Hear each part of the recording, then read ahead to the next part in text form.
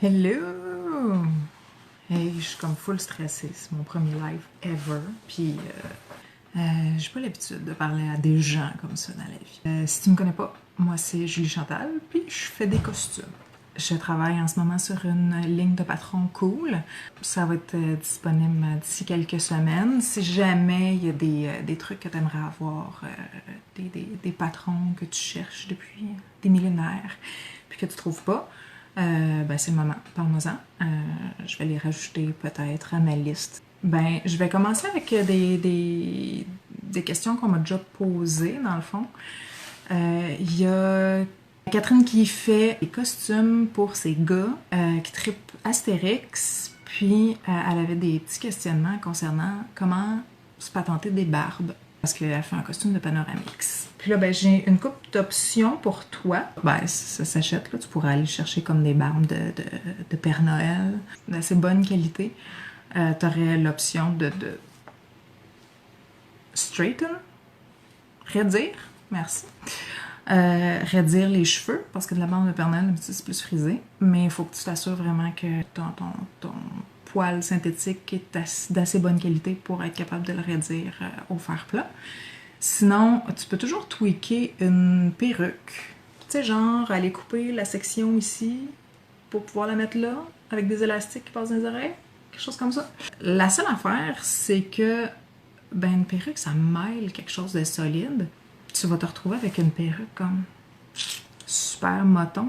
En tout cas, c'est le feeling que j'ai. Avec une barbe super moton. Puis là, ben, on s'entend, là, si c'est pour des kids, c'est comme moi, je mêle mes perruques à 35 ans, fait qu'enfant, c'est clair que comme, c'est pire. Tu pourrais toujours utiliser de la fourrure. Fourrure blanche, poil assez long, si elle est bien brossée, ça paraîtra pas. T'as des poils qui commencent à tous les niveaux. Tu sais, bien brossé, ça peut quand même donner un look très cool pour une barbe de Panoramix qui se mêlera pas, ou en tout cas beaucoup moins que si tu joues avec une perruque. Tu m'avais parlé de moustache aussi. Moi, ce que je te suggère pour ça, c'est travailler avec la laine. Tu sais, tu te coupes genre des bouts de laine tête long comme ça, que t'attaches, puis avec une petite brosse, tu viens comme brosser ta laine. Là, je dis laine, puis il faut pas que ce soit de la laine.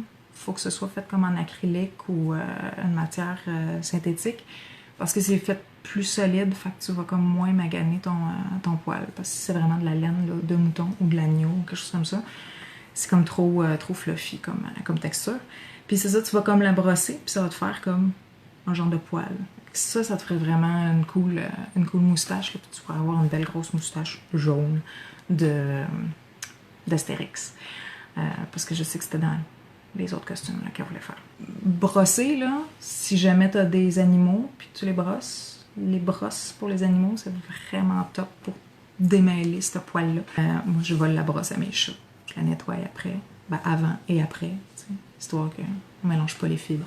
J'ai reçu une question plus tôt aujourd'hui de Marie aussi qui avait envie que je parle un petit peu de patronage. C'est un énorme sujet, le patronage. Je peux pas comme juste te donner comme deux conseils qui vont comme te simplifier la vie, là. Mais ce que je peux te dire, c'est j'ai un article sur mon blog sur le patronage pour t'aider à tweaker un peu des patrons.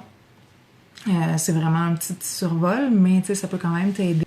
Les trucs à regarder quand tu veux allonger, raccourcir ces trucs-là, puis comment, dans le fond, le faire. Sinon, je te suggère vraiment pas de te lancer dans la création d'un patron from scratch tout de suite. Travaille plus, dans le fond, de la modification de patron pour commencer, puis prends le temps d'observer vraiment les patrons. Oui, j'ai une formation là-dedans, mais j'ai quand même commencé assez jeune à tweaker des patrons, puis c'est vraiment en travaillant avec un paquet de patrons puis en analysant les shapes que ça avait que j'ai compris comment ça marchait. Puis c'est ça qui m'a vraiment permis, c'est sûr, de comprendre finalement là, comment ça marchait. Mais tu sais, c'est à force de travailler toutes sortes de patrons, de toutes sortes de shapes, tu sais, de les comparer puis de voir, ok, bon, ben quand ça a cette shape-là, ça fait ça. À un moment donné, ça va te permettre vraiment d'être capable de faire des trucs un peu plus from scratch. Puis tu sais, même from scratch, c'est rare que tu pars vraiment de rien, là. Je te suggère tout le temps d'avoir comme un gabarit de base. Puis là, quand je parle d'un gabarit de base, dans le fond, ce serait de te trouver, mettons, comme, tu sais, une robe ou quelque chose du genre qui a vraiment comme une shape hyper basique, qui te fait, qui fonctionne avec tes grandeurs puis tout ça, puis à partir de ça, là, tu pourrais faire des modifications. T'sais, si tu sais que la base a fait puis elle fonctionne bien, ben après ça, c'est quand même plus facile de faire des modifications. Moi, je te suggérerais vraiment de commencer comme ça, plutôt que d'essayer comme de starter puis de faire comme whatever, n'importe quoi. On m'a demandé aussi récemment si j'avais des conseils de machine à coudre ou de faire repasser si jamais tu commences en couture puis tu sais pas quoi t'acheter. Conseil machine à coudre, honnêtement, moi ça fait plus de 15 ans que j'ai la mienne. Tu sais, je magasine pas ça vraiment, là. Fait que je saurais pas vraiment, tu sais, s'il y a un modèle spécifique là, pour t'enligner. Ça dépend beaucoup de ton budget. Si tu commences vraiment, tu sais, c'est comme n'importe quoi, là. Je te suggère pas d'aller dans du méga haut de gamme pour rien. Si tu commences, vas-y avec une petite machine à coudre, tu sais. Achète pas quelque chose à 70$, là, c'est pas une bonne idée, mais quelque chose qui coûte entre 200 et 250$, c'est généralement en bon range de prix si tu commences. T'sais, surtout si t'en as jamais fait, là, te mettre à investir 3, 4, 500$ et plus, là, 1000, 1005. Fais pas ça si tu commences. C'est pas une bonne idée. C'est ça. Commence avec un petit modèle, puis apprends, puis quand tu vas te rendre compte que tes skills dépassent ta machine, c'est là. Là, tu t'en vas te magasiner une nouvelle machine, puis là, tu sais exactement ce que tu cherches, ce que tu veux pas, surtout, puis tout ça. Côté marque, dans l'entrée de gamme, Singers puis Brothers, c'est quand même des bonnes marques d'entrée de gamme. Si t'es game d'aller vers un montant un petit peu plus élevé, FAF, F-A-F-F, en tout cas, il y a trop de F là-dedans. Janome, Bernina, Husqvarna. Moi, c'est une Husqvarna, la mienne. Tu sais, ils font des chainsaws puis des souffleuses. C'est comme, c'est fait solide. Je savais que c'était fait pour moi. C'est comme les marques plus haut de gamme, c'est ça. Sinon, dans l'entrée de gamme, là, Brothers, Brothers, Singers, c'est vraiment des modèles pas pires. Côté fer à repasser, je vais être honnête, là. Il n'y a rien comme un fer à repasser industriel. J'en ai pas. Puis je vis très bien ça. Checkez bien ça. Il est pas loin. Check le beau fer à repasser. Qui date de, selon la couleur, quelque chose comme 1981. T'as pas besoin d'avoir quelque chose de big. Tout ce qui est important, là, c'est qu'il chauffe. Il y a du style en plus. Il est beau. Il est comme vert avocat. Ça en fait plus des verres avocats comme ça. Il doit aller avec comme la série de plats Tupperware des années 70 de nos parents, là. Orange, brun, puis vert avocat, justement. C'est ça, ça a juste besoin de chauffer puis d'avoir des températures. Tu sais, il faut quand même tailler un range de température, là, au minimum, mais j'ai jamais vu de verre à repasser qui avait pas de range de température. Flo, tu parles qu'il faut pas qu'il coule. Honnêtement, je mets pas d'eau, moi, dans mon fer à repasser. Je vais vous conter l'histoire de ce machin de l'Antiquité. J'ai déjà eu un super bon fer à repasser.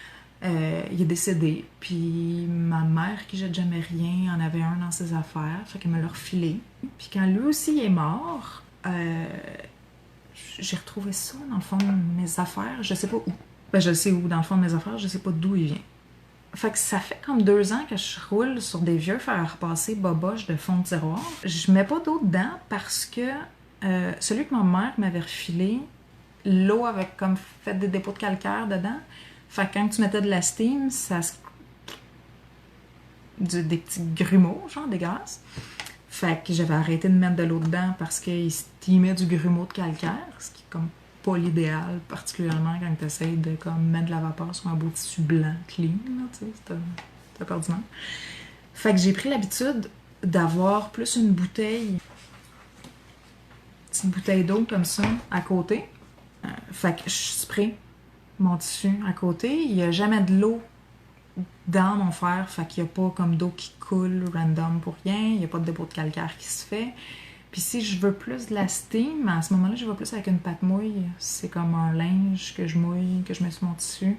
Puis en même temps, ben, ça protège aussi les tissus qui sont plus délicats pour pas que ça fasse de marque. Parce que, tu sais, ça reste quand même un fer vraiment ordinaire. Là. Il n'y a pas un beau pied, pas un pied, mais une surface Teflon là, ou quoi que ce soit.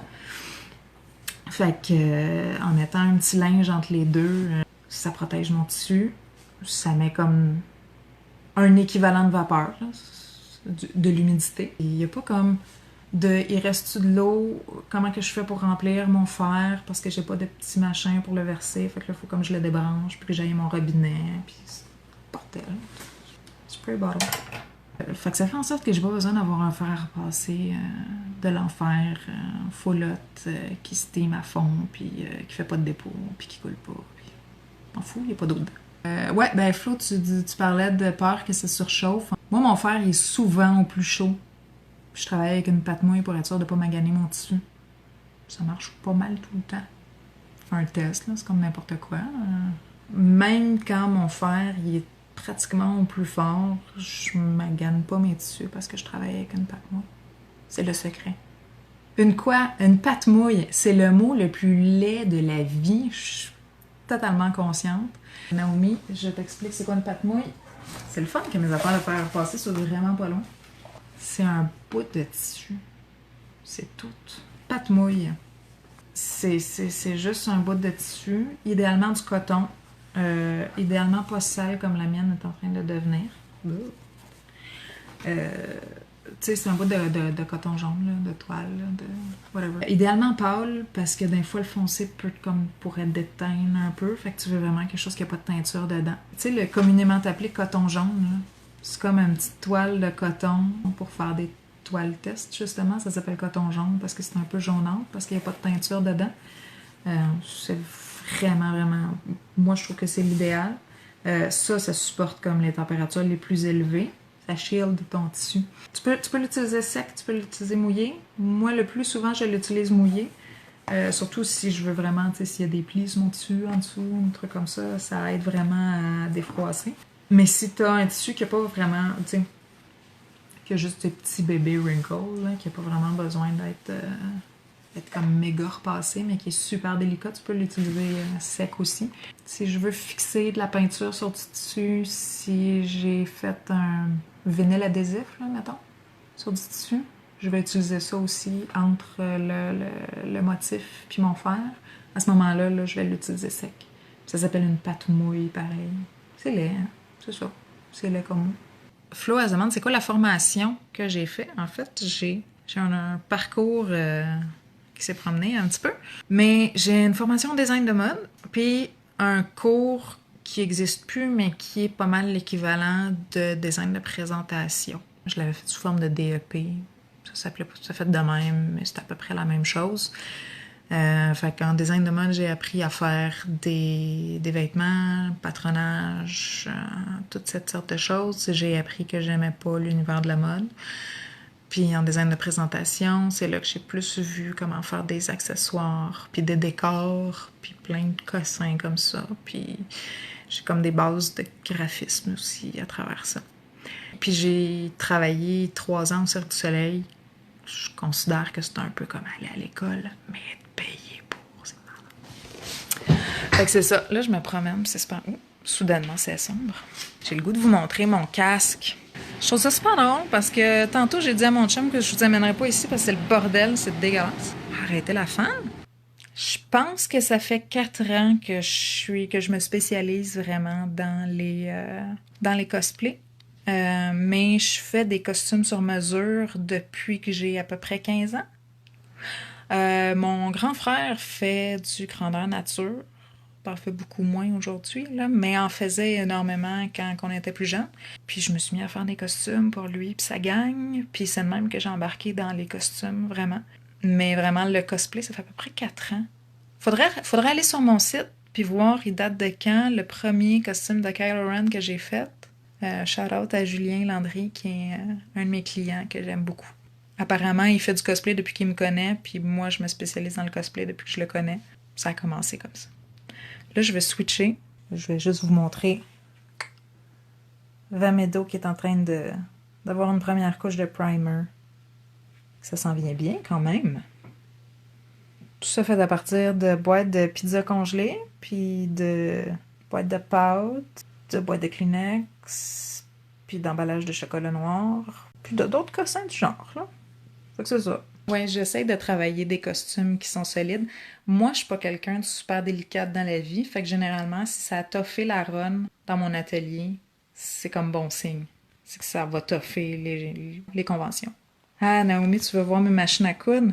Je vous présente Raven, parce que oui, je donne des noms à mes machines. Fait que c'est une Husqvarna Viking. C'est maintenant officiellement une vieille bonne femme, parce que ça fait comme 15 ans que je l'ai à peu près. Puis, on fait le tour. Ça, c'est Orville, ma surjeteuse, avec son beau chemu sur le bord. Qui est encore plus un vieux bonhomme que Raven. J'ai des vieux cossins. Je pense que j'avais 18 ans quand j'ai acheté cette surjeteuse. Ça fait une couple d'années que je me dis que j'aimerais ça qu'elle lâche pour me donner une excuse pour en acheter une autre, mais comme, elle marche encore. Hein. Je suis pas du genre à m'acheter une nouvelle machine juste parce que je suis fancy. En fait, je suis pas très fancy dans la vie. Fait que c'est ça, c'est mes machines. J'ai pas plein d'affaires. J'ai pas de machine backup. En fait, quand il faut que j'aille réparer ma machine à coudre ou qu'elle plante, qu'elle chie quelque chose, je pleure un petit peu, puis j'appelle ma maman, puis j'emprunte la sienne. Parce que, ben, elle a une bonne machine à coudre. Elle a une Husqvarna aussi, mais comme entrée de gamme, là, ça reste quand même une bonne marque, mais tu sais, plus basique un peu. Elle fait vraiment bien la job, fait que pendant 2-3 semaines, j'ai sa machine, puis ma mère, elle peut pas coudre. C'est pas grave, parce qu'elle coud pas beaucoup. Anne Renaud qui me demande, as-tu des spots cool pour trouver des matériaux inusités? Écoute, moi, je m'inspire à la quincaillerie.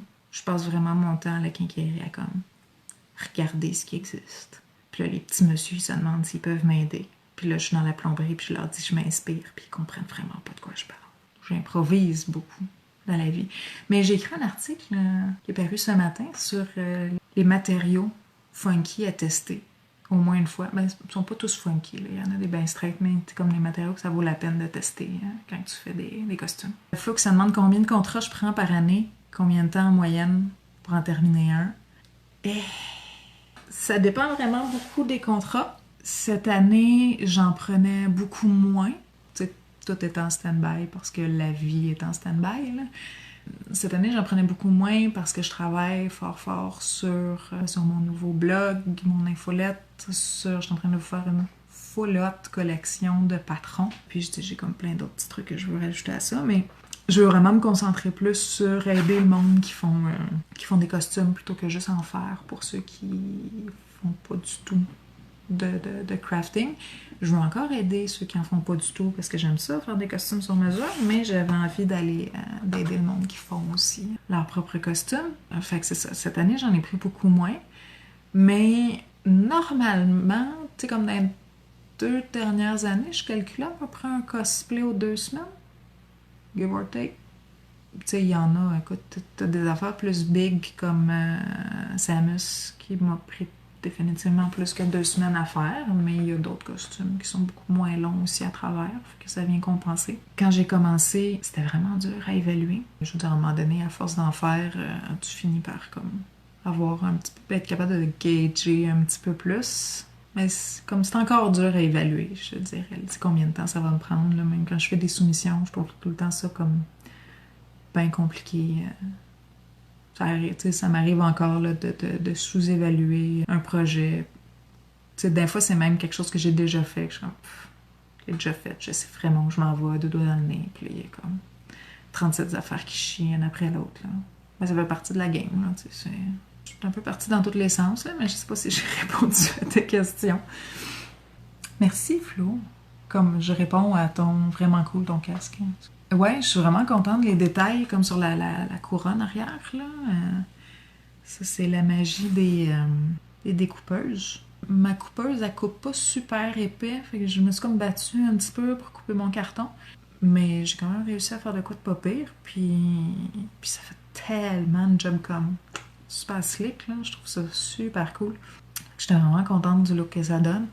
Puis, tu sais, je me suis donnée, là, je voulais pas montrer en dessous, mais c'est comme... Tu sais, la couronne est comme ouverte en arrière. Je t'ai montré le dessus. Mais comme l'intérieur aussi, j'ai pas le même design, mais j'ai fait un design aussi en dedans. J'étais motivée. J'étais dedans. J'avais du carton parce que il y a plein de cartons dans mon bac à recyclage. Ouais, ben, Flo, 2 semaines, ouais, c'est rapide, mais tu sais, je fais ça à temps plein. Hein. Je vis de ça. Tu sais, je sais que tu fais des costumes, mais que t'as un job, puis si je me trompe pas, t'es aux études aussi. Tu sais, imagine tout ce temps-là que t'investis sur des costumes aussi, ça roule pas mal plus vite. Je fais ça tout le temps, à un moment donné aussi. Tu finis par prendre de la vitesse, puis de l'assurance, puis tu sais où tu t'en vas, puis tout ça, ça aide aussi. À ta question, le costume qui représente le plus beau défi, j'ai de la misère à dire comme, tu sais, celui dont je suis le plus fière, mais je vous dirais qu'il y a 2 ans, le costume de Samus Aran, c'était quand même un gros projet, surtout que c'était pas mal la première fois que je faisais du Evofond, parce que ouais, je fais ça dans la vie. Tu sais, genre, le monde me dise tu peux-tu faire ça? Que j'en ai déjà fait ou pas? La réponse est oui, là. Je l'apprendrai sur le tas. C'est ça. C'est la première fois que je travaillais vraiment du Evofond, puis je me suis lancée dans une armure complète. Là, pas de demi-mesure chez nous. Celui-là, je l'ai wildly sous-estimé au niveau du temps, mais écoute, j'ai appris, c'était incroyable. Là. Puis à cette heure, je sais vraiment où je m'en vais quand je travaille à l'Evofond. C'est cool. Puis tu vois, j'ai fait la même chose avec le Warbler. La première fois que j'ai travaillé avec du Warbler, j'ai décidé de faire le costume de Death de Darksiders pour mon frère. Fait que ça aussi, là, tu sais, la première fois que j'en fais, on va faire un saut complet. Il n'y a rien de tel pour apprendre une matière. Ça, c'est quand même 2 gros costumes, tu sais, que j'avais aucune idée dans quoi je m'embarquais. J'ai vraiment eu beaucoup de fun, puis je suis vraiment, vraiment fière de ce que ça a sorti. Mais tu sais, il y a plein d'autres affaires que j'ai vraiment trippé. Là. Je veux dire, Yoshi, l'année passée, il était juste comme, ah, ça rend tellement heureux faire des mascottes. Il est comme incroyable. Flo, je reviens sur ta question, le plus long que ça peut me prendre. Des gros costumes, je peux aller jusqu'à prévoir un mois complet. Comme j'ai un projet un peu secret en novembre. C'est une armure complète. Puis j'ai prévu un mois. Je fais pas des si gros costumes que ça. Là, ça va avoir l'air weird à dire. Là, mais tu sais, je fais pas des... Tu sais, c'est rare que j'ai des costumes qui c'est comme une armure complète. Puis tout ça. Tu sais, j'en ai fait des quand même big, mais jamais des affaires que faudrait que j'évalue comme 3-4 mois. Là. Pas encore, en tout cas. J'aimerais ça. C'est le fun, des vraiment gros costumes. Les petites mains qui transfèrent une question, la question du monde de sa page. Bons outils pour faire des boutons pression, des œillets en métal. Oui, c'est vrai, tu m'en as parlé. Ça, c'est mon punch pour poser des œillets puis des boutons pression. Là, en ce moment, tu as les têtes pour les œillets. Puis il veut vraiment pas focuser. Ah d'accord. Vous avez quand même compris ça va l'air de quoi. Ça fait les trous. Ben, ça fait les trous. Je l'utilise pas pour faire les trous parce que je trouve qu'il fait pas vraiment des beaux trous, mais ça fait les trous, puis ça pose les œillets, puis ça les pose comme vraiment clean, vraiment tight, puis vraiment bien, puis vraiment beau. Puis j'ai la même affaire pour les boutons pression. Sauf que ça m'arrive d'acheter... Les boutons de pression, je vais acheter des boutons d'un fois comme... On va se promener un petit peu. Par là-dedans, là. Tu sais, ces affaires-là, là, ça, honnêtement, là, les petits cossins qui vont avec, moi, je trouve qu'ils font la job. Pour les boutons pression, là, je trouve que c'est vraiment pas si pire que ça. Ben, c'est pas si pire, tu sais. Non, ça fait une bonne job. Je trouve que ça va bien. C'est pour les œillets que, honnêtement, moi, je pense que j'en ai pas parce que j'en pose pas. Parce que je pose tout le temps mes œillets avec ma machine. J'utilise tout le temps ma machine, même si les couleurs sont comme un peu off. À la limite, je vais comme spray painter mes œillets pour que ce soit la bonne couleur. Parce que j'ai pas mal juste des œillets bronze là, pour cette machine-là. C'est mes parents qui me l'ont donné. Ça doit faire 20 ans, là, comme il faut que je l'ai, ce punch-là. Puis ils m'ont donné 2000 œillets pour aller avec. Je roule encore là-dessus. Là. 2000 œillets, t'en avoir un petit bout, t'sais. Fait que je spray paint mes œillets avant de les poser. Honnêtement, ça vaut vraiment la peine. Je perds le fil de ce que je veux dire. J'ai pas de focus dans la vie. Si jamais tu savais pas, maintenant tu le sais. C'est un gros achat, là, mais si tu poses des œillets souvent et ou des boutons de pression souvent, c'est vraiment un bon achat. C'est cher parce que t'as la machine, puis après ça, t'as chacune des têtes. Puis si tu veux poser 2 grosseurs d'œillets, ben ça te prend comme une tête pour les petits puis une tête pour les gros. Les boutons de pression, c'est encore pire parce que t'as besoin des bouts pour la partie d'en dessous, puis t'as besoin des bouts pour la partie d'en haut. Là, t'as une taille de boutons de pression. Si tu veux 3 tailles de boutons de pression, ben là, ça va te prendre comme des milliers de tailles. Mais Mais ça vaut vraiment la peine parce que ça fait vraiment, vraiment de belle job. Surtout pour les œillets, comme je disais, parce que tabarote que ça fait une job de merde, on va se le dire, là, les petits machins avec le petit puis ton marteau, puis là, t'essaies de faire ça sur ta table, puis là, il y a comme du rebond, puis ça écrase pas comme faut, puis là, il y a comme le truc qui ouvre, puis ça fait des petites griffes weird en dessous, puis ça scrape ton fil quand tu ton cordon, ton ruban quand tu le passes, puis non. Non. C'est sûr que si tu poses 3 œillets par année, là, peut-être pas, mais si t'en poses beaucoup, là, honnêtement, c'est un investissement qui vaut la peine. Vraiment. Je pense que c'est le genre d'affaires que j'achèterais en gang. Si j'avais une gang à partager des affaires avec, là, moi je l'ai tout le temps, je l'utilise beaucoup parce que je fais ça dans la vie, mais si t'es cosplayer, puis que tu fais ça plus à temps partiel, puis que tu te dis, ouais, mais j'investirais peut-être pas dans une machine qui vaut comme pas loin de 200$, puis chacune des têtes qui sont... Là, je vous dis des prix vraiment approximatifs parce que c'est ça. Un vieux machin qui a comme 20 ans. Mais tu sais, c'est cher, puis les têtes aussi sont chères. Généralement, les places qui te vendent ça, ils te vendront pas juste 20 œillets, là. Ils vont te vendre des œillets en gros. Ce qui vaut la peine, là, parce que mes 2000 œillets, ben, comme je dis, au bout de 20 ans, j'en ai encore. À l'unité, ils sont revenus vraiment, vraiment, vraiment, vraiment, vraiment moins cher que quand tu achètes les petites boîtes de 8 œillets. Je pense que c'est le genre d'affaires qui peut valoir la peine d'être acheté en gang parce que c'est rare que tu en as besoin continuellement. Tu fais ton costume, puis tu le sais qu'à un moment donné, tu vas en avoir besoin, puis investir 2 jours dans de la pose d'œillet, puis après ça, tu passes à autre chose. T'sais. Faut que ça se prête bien. T'sais. J'ai donné des cours. J'ai donné des cours privés de couture avant. J'aimais vraiment ça. Je trouve ça vraiment le fun de donner des cours, sauf que c'était compliqué à gérer parce que comme je fais des costumes, puis je donnais mes cours dans mon atelier dans lequel je fais des costumes, puis je fais plein d'affaires. Fait que là, des fois, il y a comme 3 costumes, fabrication, comme un bout d'armure, du Evafoam, puis de la poussière d'Evafoam, puis plein de cochonneries partout. Puis là, il faudrait que je fasse un clean parce que j'ai un cours de 2 heures dans comme là, tu sais. Fait que, puis là, une fois que le cours est fini, comme je fasse le clean du cours, tu sais, ça brisait un peu mon flow de production.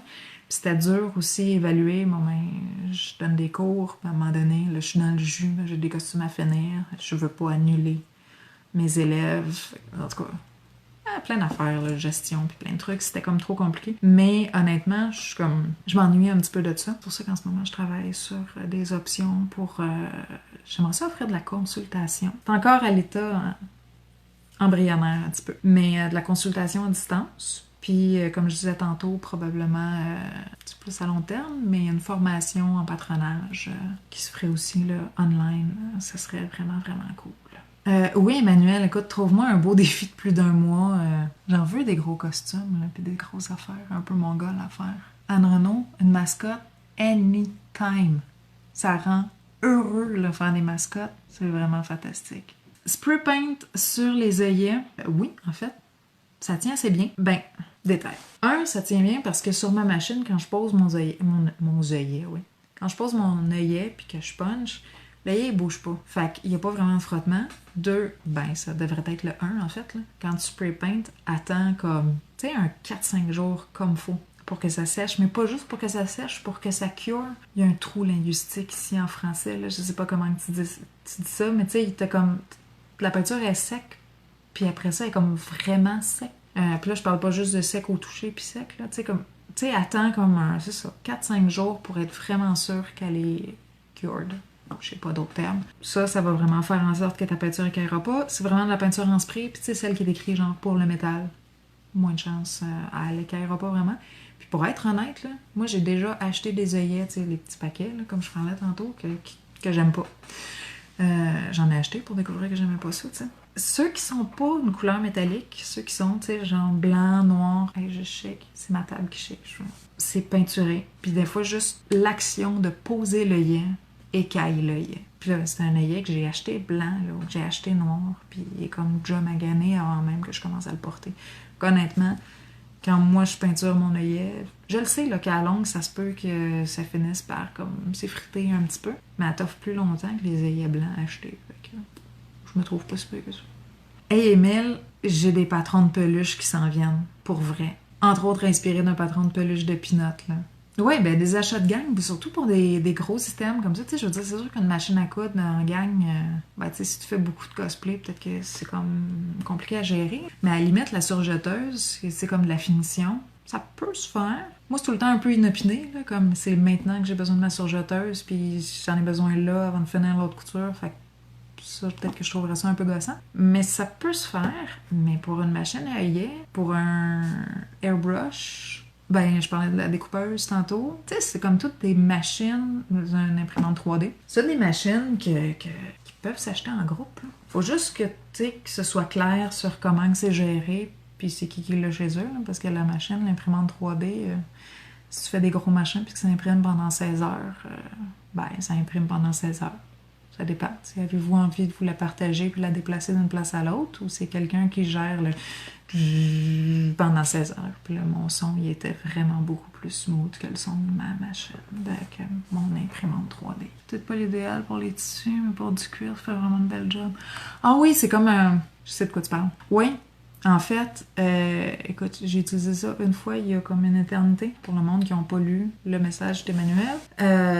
Tu vois, je savais pas que ça s'appelait un crocodile.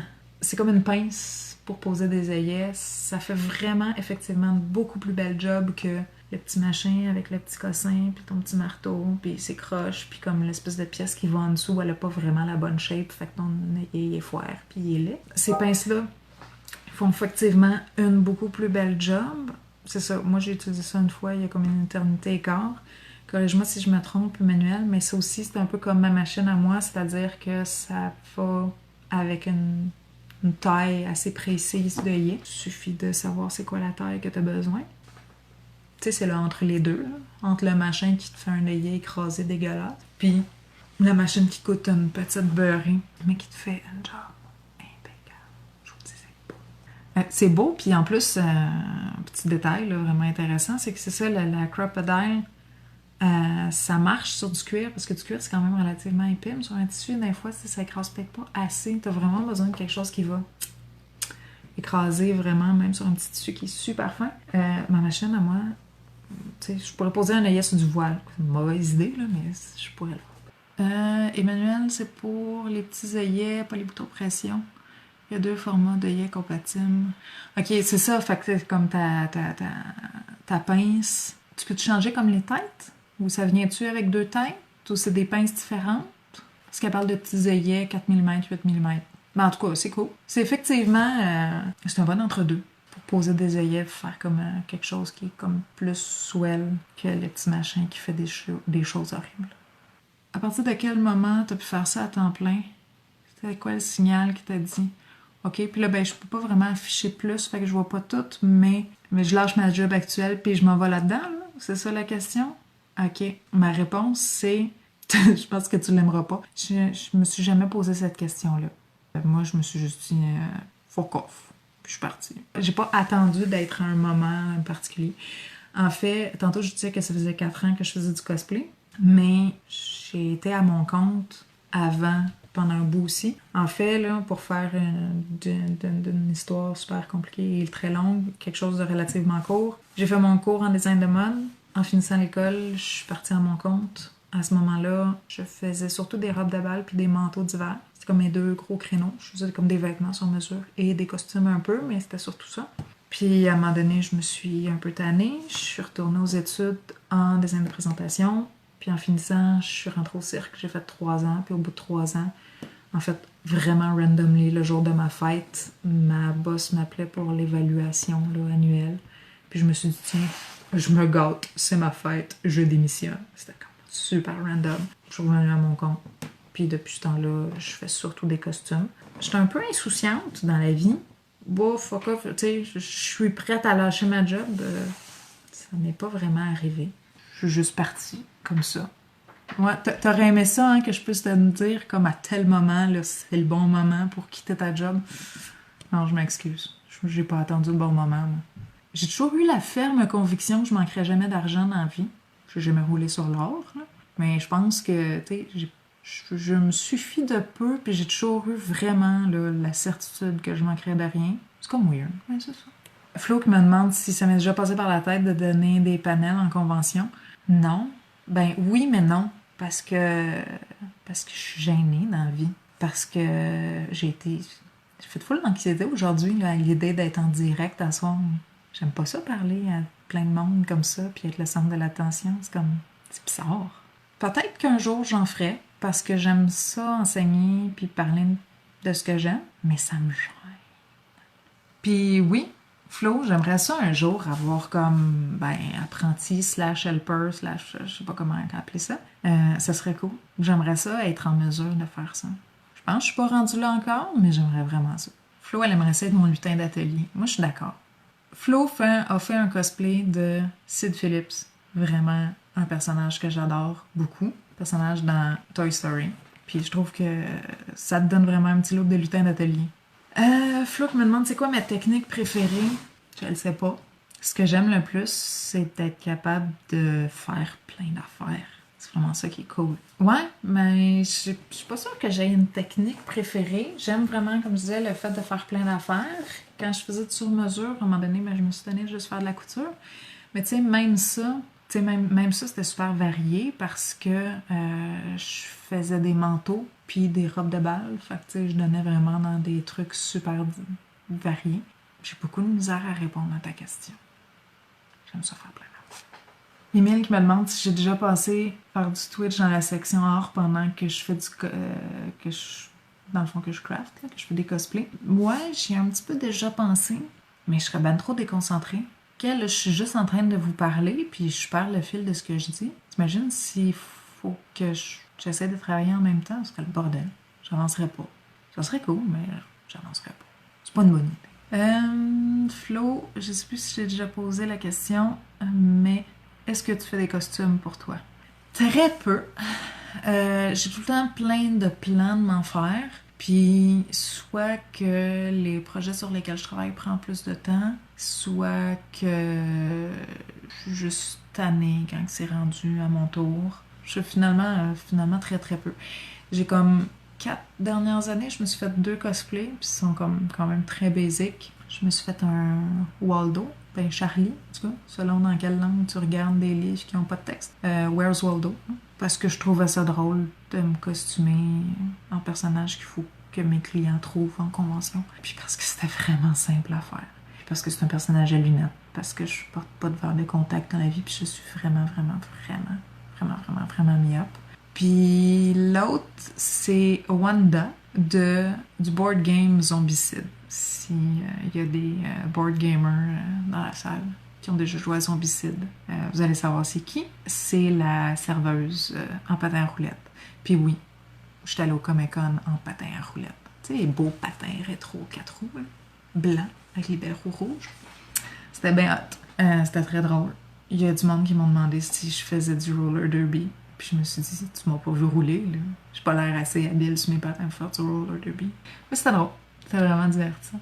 C'est pas mal les 2 costumes que je me suis fait dans les 4 dernières années. Je suis en train de faire un casque là. Puis là, ben, j'ai comme d'autres projets que c'est dur de dire comment les prochaines semaines, prochains mois vont aller. Mais j'ai comme des idées de projets que je veux faire. J'avais un projet un peu secret que je veux monter qui était seté pour novembre, mais comme là, tout est en train de se déplacer, je sais pas si je vais avoir là-dedans.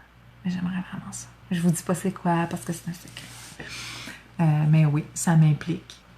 Oui, je fais tous mes costumes chez moi, mon atelier, dans mon sous-sol. Je suis chanceuse parce que j'ai un amoureux qui est fin, puis qui m'épaule beaucoup. Puis quand on a magasiné notre maison, on l'a magasiné... en fait, honnêtement, on regardait plus le sous-sol que le reste de la maison, quasiment. Le monde, il trouvait ça vraiment bizarre. Notre agent d'immeuble ne comprenait pas. On magasinait l'espace que j'aurais pour mon atelier. À ce moment-là, il y avait comme une option de studio parce que pendant 2 minutes et demie dans ma vie, j'ai été photographe, mais ça n'a pas duré. Puis mon atelier a pris tout l'espace. Fait que c'est ça. Je suis vraiment chanceuse. J'ai un super grand atelier. C'est comme 2 grandes pièces. À un moment donné, il n'y aura pas des affaires un peu semi-secrets dans l'atelier. Puis il va être un peu plus rangé. Quoi, il n'est pas si pire que ça en ce moment. Je vais vous faire un beau vidéo qui fait le tour. Je vais vous montrer ça. Même le côté dégueu que j'ai essayé d'éviter de vous montrer tantôt, ce qu'il y a mon spray boot puis toute la kit. Je vous montrerai ça. Mais ouais, je fais tout ça chez nous, dans mon atelier. Il est beau, mon atelier. Il est le fun. Je l'aime. Il est tout le temps en changement. Je suis tout le temps en train de modifier plein d'affaires. Puis je l'aime beaucoup. je vais vous souhaiter une bonne soirée. Je vais rappeler à ceux qui sauraient pas que si ça vous intéresse d'avoir d'autres informations, d'autres trucs, d'autres conseils, d'autres plein d'affaires, vous pouvez vous inscrire à mon infolettre. Puis en plus, vous allez avoir un super guide sur les textiles qui va vous permettre de comprendre les tissus. Puis qui vont faire en sorte que vous compreniez de quoi je parle quand je vous parle de jersey, puis de taffeta, puis de soie, puis de laine, de whatever, plein d'autres affaires. Puis restez à l'affût parce que il y a plein de belles affaires qui s'en viennent sur ma boutique. Comme des patrons cool, puis plein de trucs. Fait que c'est ça. Je vous souhaite une super belle soirée.